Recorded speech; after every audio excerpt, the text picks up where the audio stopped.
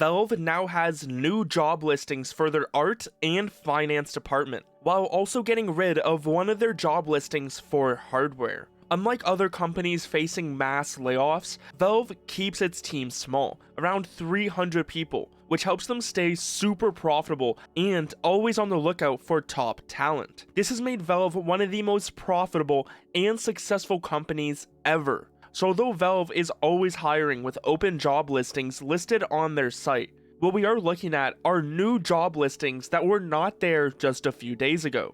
Around July 3rd to July 4th, Valve posted this new listing called Senior 3D Environment Artist Full-Time Multiple Positions. This isn't just their standard listing, as this one specifically states they are looking for multiple. So what exactly would this Senior 3D Environment Artist do?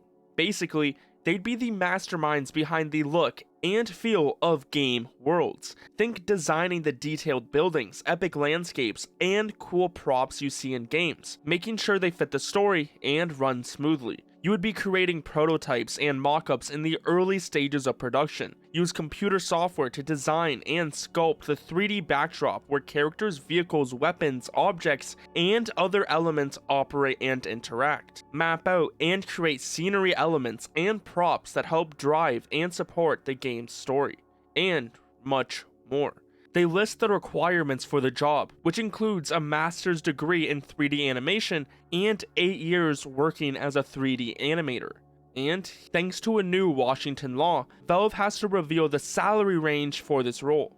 We are talking a starting salary of around $200,000 to $350,000 before all the benefits Valve offers. Now, why does this matter so much? Well, when Valve posts new jobs, especially for multiple senior positions like this, it screams a big investment. While they are always hiring, which you can see on their website, this isn't just replacing someone who retired after 20 years. Hiring a bunch of senior artists at once points to a massive need for creating new game worlds. This means Valve isn't just brainstorming ideas, they could be deep into the actual building phase of a game, or maybe even multiple big projects. Now I know what some of you might be thinking, Half-Life 3, but here's why that's probably not the case. If a game like Half-Life 3 is already playable from beginning to end, the heavy lifting for environmental artists would largely be finished. Plus, the job listing itself specifically says they'd be working on early stages of production. So this strongly points to Valve gearing up for a different,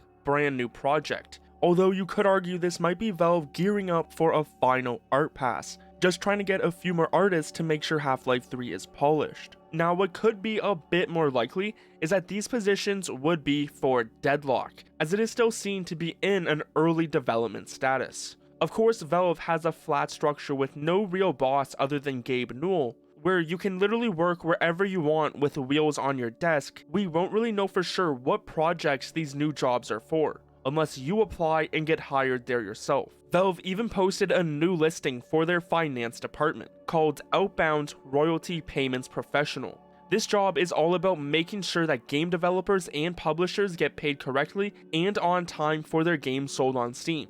Essentially, you're the person who makes sure the money flows smoothly from Steam to the creators of the game. As well, as this is a new job listing, Valve has shared the estimated salary range at $150,000 to $200,000 depending on experience. Now, while I was checking for new listings, I've realized they even got rid of one from their hardware department. This position was the thermal engineer. A thermal engineer at Valve designs and tests cooling systems for their new gaming hardware. They use computer models and real-world experiments to make sure the devices don't overheat, allowing them to perform at their best, by ensuring the hardware runs smoothly and efficiently. And while it seems like this job was posted within the first weeks of May, and then removed by early June, it shows that Valve might have found their expert for a specific hardware project, like maybe the Deckard VR headset or the new Fremont console. Both of those would definitely need cutting-edge cooling to handle powerful parts without turning into a toaster. But feel free to make your own theories on these new job listings below. Of course, Valve is always hiring, but these ones specifically are new, so it looks like Valve needs some extra hands.